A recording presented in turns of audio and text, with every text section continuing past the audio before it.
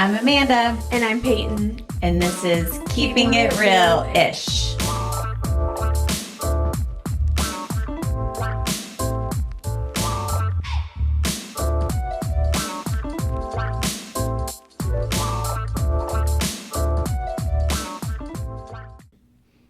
All right, guys. So welcome back. Welcome. All right. So Peyton, how's your week been? My week around the salon? My week has been My week has been good. You have been gone. I have been gone. I have been on spring break with my kids this week. We have a couple people out on spring break, so it's been a little bit quieter. But I mean, behind the chair, it's been a good week. It's been busy. All of my brunettes are wanting to go lighter again. It's spring. They're wanting to pop some lighter pieces in. So I guess bigger projects, I guess you could say. We had our monthly Thursday meeting yesterday, which again was a little bit more of a chill meeting because we had some people out. Which I missed because I'm off this week. Yeah. So I hate missing our meetings. But It was a chill meeting. We talked about some of our goals for the year, retention, stuff like that. And then we had one of our Oribe ambassador come in, and she did some education for us on some new products. Is it the new products that they just launched or new upcoming? The densifying. Uh-huh. We got a couple little samples. You missed out. Yeah. Cool. Well, that's what I get for not being there. Yeah. So, but it was good. Overall, it was good. We do have our trend meeting next week. Yes. So our trend meeting, we do it twice a year. Primarily myself and one of the other stylists put together, and it's the upcoming trends that we see coming in first. It'll be spring, summer. Yep. This meeting. We have it on Tuesday. So. Yeah. So I always love those meetings. Those are my favorite meetings. I do though. Exactly. Don't tell Natalie. It's okay. But we have that next week, that coming up. So that'll be good. But overall, the past couple of weeks, we, in our area, it's spring break right now. So half of, around our area was last week. Half of our area is this week. Yes. So it's kind of weird around the salon. It's also rodeo in Houston, which is like huge. And so it just kind of changes things a little bit. People are kind of busy. People are off doing their things. Yes. So it's always hit or miss around this time of year. You never really know what you're going to get into. But overall, it's been a good week. Yeah. So obviously, like Peyton said, I've been out for spring break. The only thing I noticed was today we had like some snafus.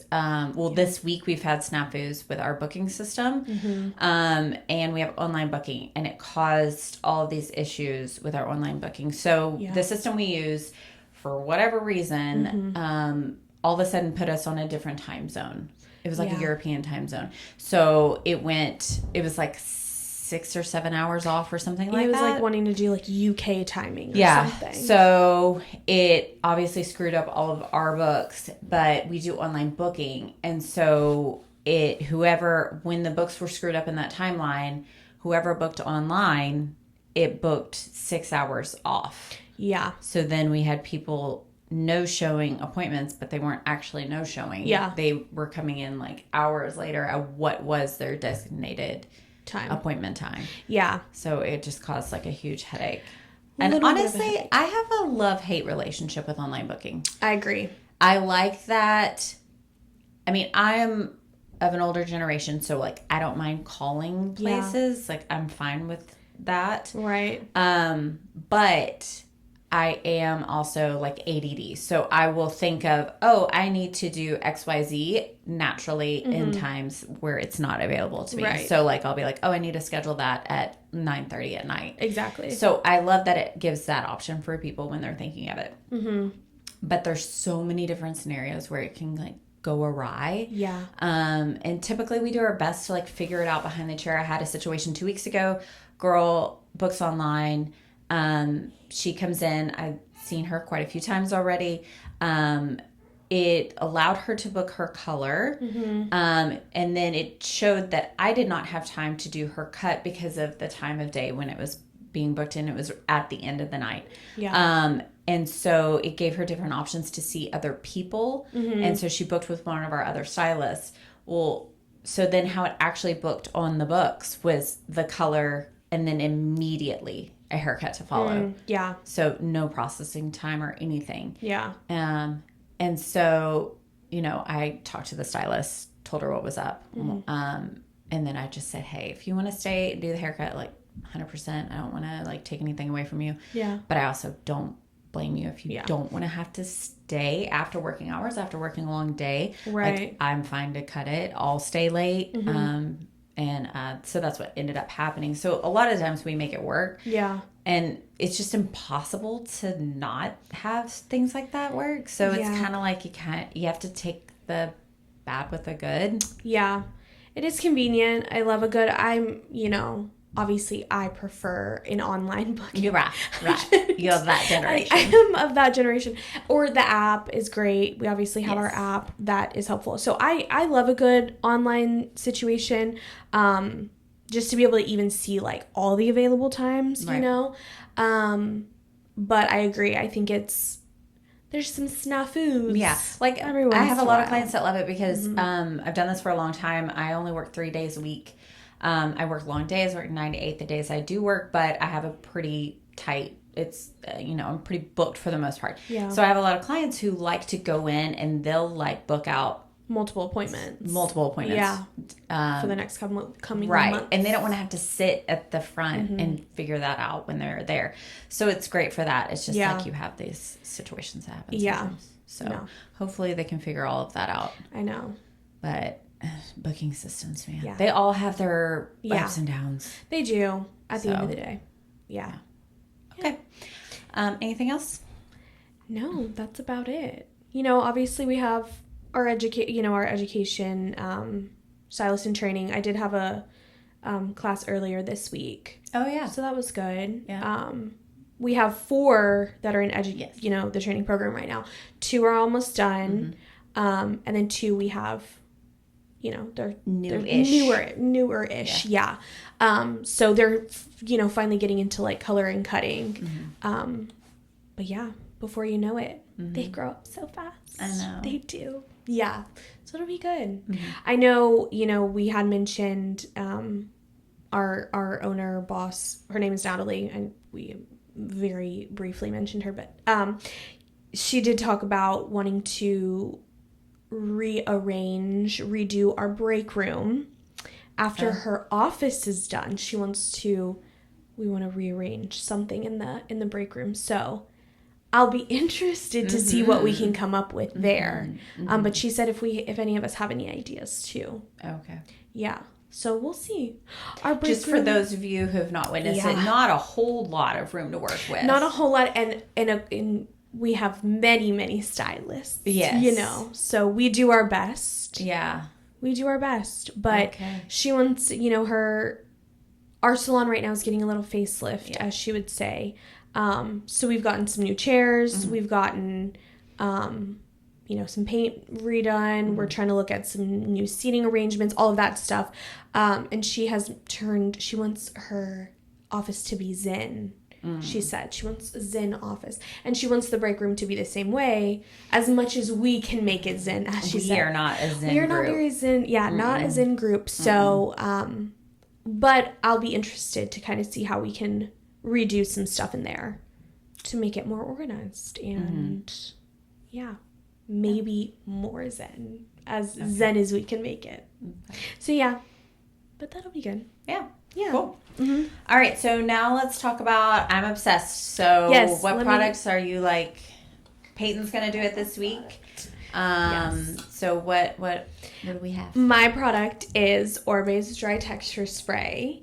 I think like literally this is like one of the top rated dry texture sprays ever. Yes. So in our salon, we carry Oribe, R&Co, and then a couple, you know. Just a few things here or there. But dry texture spray has been one of my favorite recently. It's getting warmer out, and this also can kind of double as a dry shampoo. If you spray it up there at the root, it just gives a little bit more hold, texture, volume. Really great, I feel like, for this time of year when we need like a little bit more help with the holds in our hair.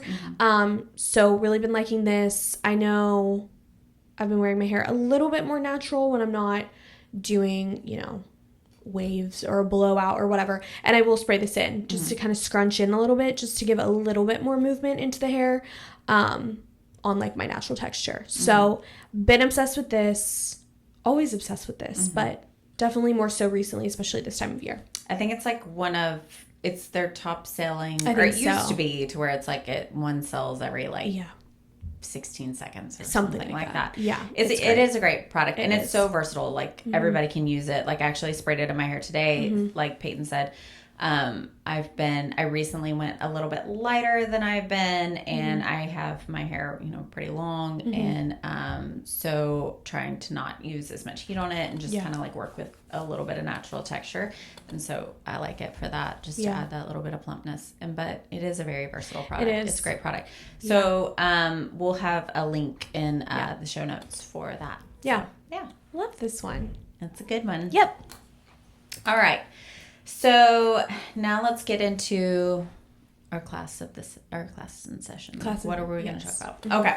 So for today's subject, we're going to talk about cool tone versus warm tone. So when you are looking at any sort of color, hair color, whatever, it's always going to fall into one of those categories, if not just like natural. Yeah. So in the cool tone world, essentially you have blue, you have violet, and you have green. Those are going to be our cool tones. Yep. Our warm tones are going to be orange, yellow, red. So they are going to be different in the sense of light reflection is the key thing really that differentiates them. Yeah. So blue, violet, green are all going to pull light. So they're not going to be as reflective. So they're going to overall look a little bit darker in tone. Whereas warm, the red, the yellow, the orange, they're all very light reflective. So they're overall going to look a lot brighter. Yeah. And have a lot more light reflection. Right. So that's the basis of how they differ from each other. When it comes to hair color, there's the way I kind of look at the two tones versus each other when we're actually doing hair color is you have in cool in the light world. So your icy blondes, your silvers, your grays, your any of that world, it doesn't exist naturally in the sense that it's a actual color that's present. So when somebody has like gray hair or silver hair, it's actually the absence of that pigment, not a pigment that's there. So creating it artificially is really, really challenging. Yeah. It's also going to fade really quickly because, again, it doesn't live there naturally. And so it's a little more challenging as far as achieving it and longevity. Yeah. And I also think when it comes to cool, when you're lightening and trying to achieve those colors, one of the most challenging, or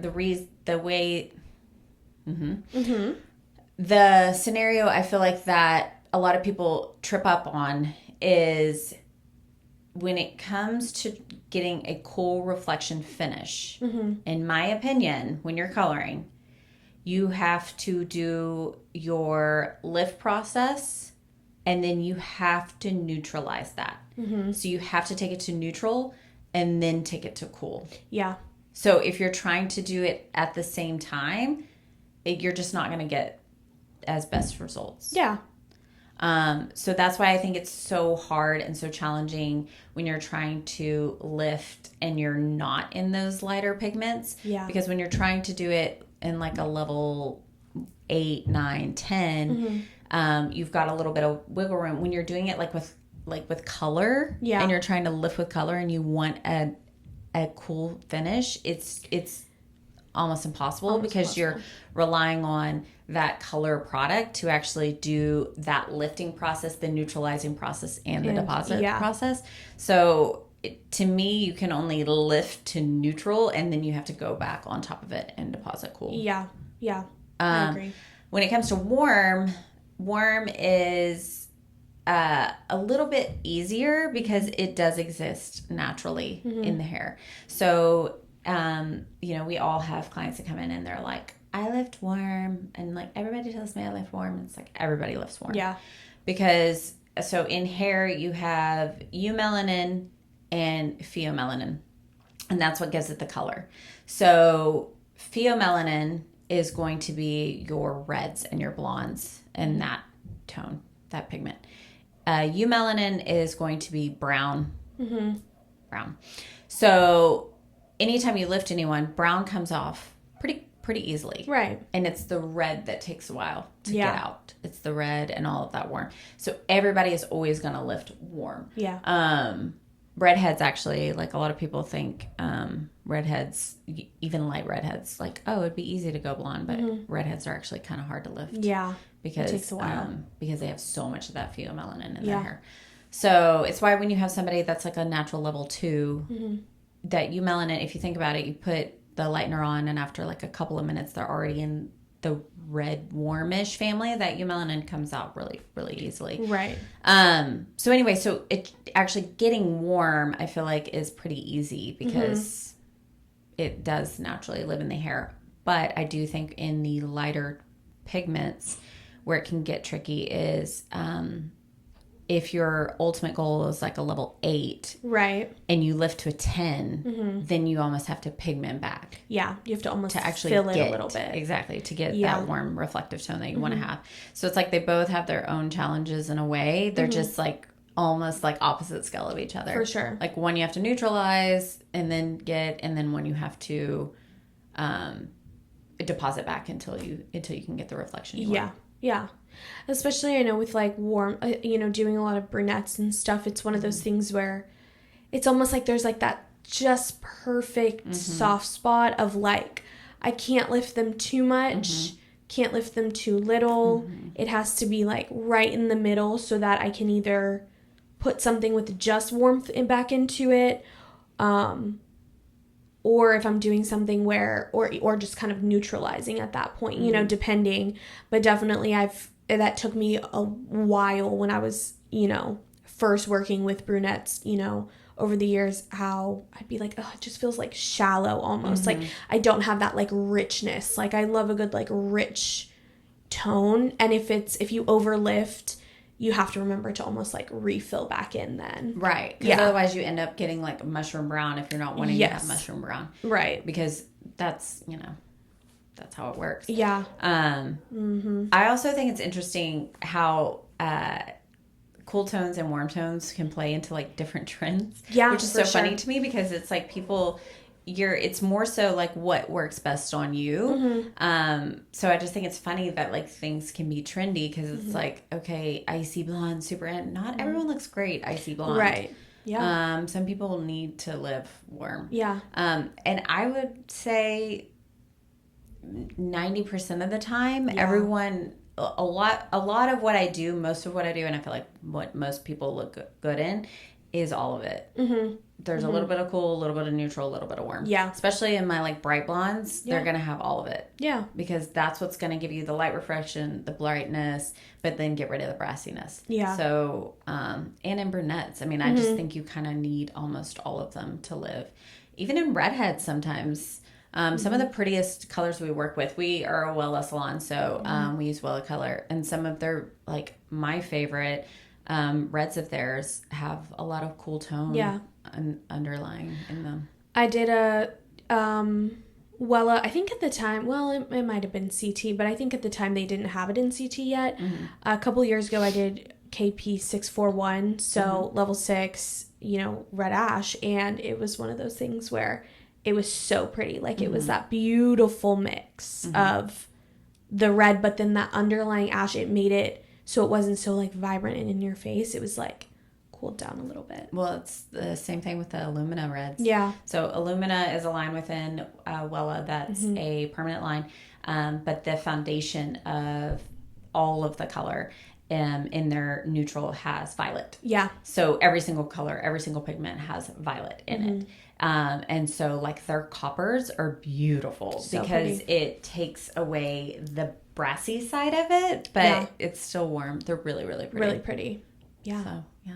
Anything else though, generally, like warm versus cool? No, I agree. I think, I'm sure we'll talk about it one day here, but like color analysis, how the whole color analysis has come in. Recently, I've been like really intrigued at this. Like, I think we should take a class. I think we should. To figure out how to do color analysis. I think so too, because I had a girl a couple weeks ago.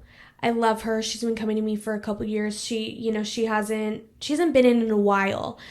Just, life and everything. And really dark base, probably level like 2 or 3 base. And we were doing bright blonde on her.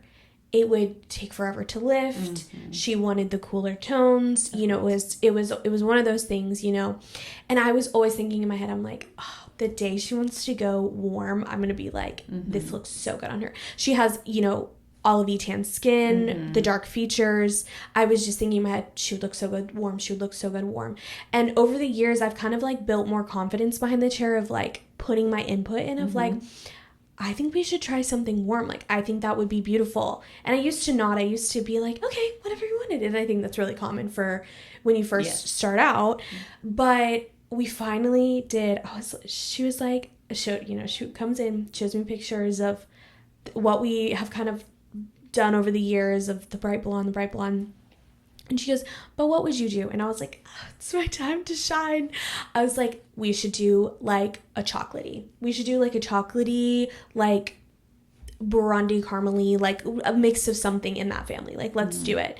And she let me do it. And it almost kind of looked like, I almost feel like Kim Kardashian or Khloe has done one.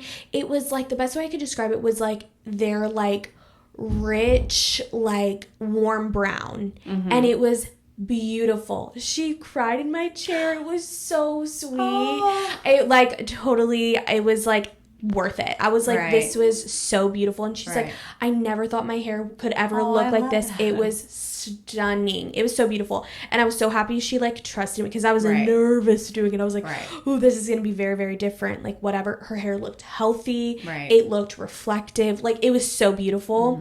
And I think it's one of those things where I feel like if they started seeing, if we did like a color analysis class and they started seeing like, oh wow, my eyes pop. I look brighter in this with these tones. I think we should do it. I think we should definitely do it. I find it interesting because, like, I see the TikTok videos and stuff, and I'll, like, it's like I watch the video, and it's so crazy how quickly, when they use the different colors, you're like, oh, my God, how to, like, brighten them up, and everything changes. But then I'll read the comments, and, like, so many people are like, they all look the same, or they all, and I'm like, so maybe some people just can see that. Oh, sorry. Some people just can see that, and some people can't. Just can't. But I also think you get like so accustomed to seeing yourself a certain way, like your story with your girl, of where like y'all went really, really blonde for so long and really cool, and she just got so used to seeing herself that way. It's kind of like, you wear eyeliner every day, and then like one day you kind of stop and you're like, oh wait, like this looks all right.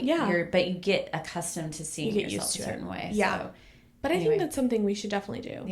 A color analysis, it could be fun. If anything, it could just be fun to like for us to know. I also think you said, building confidence to actually say that. If you have a foundation in that, it gives you a little bit more credibility to say, like, this is going to look better on you. Exactly. Yeah. And, it was something I told her. I was like, if you don't like it, next time we'll do your blonde again. And she was like, I never want to go back. I was like, I love it. It was so sweet. Yeah. Loved it. Well, I hope you guys enjoyed everything. Until next time, keep keeping it realish.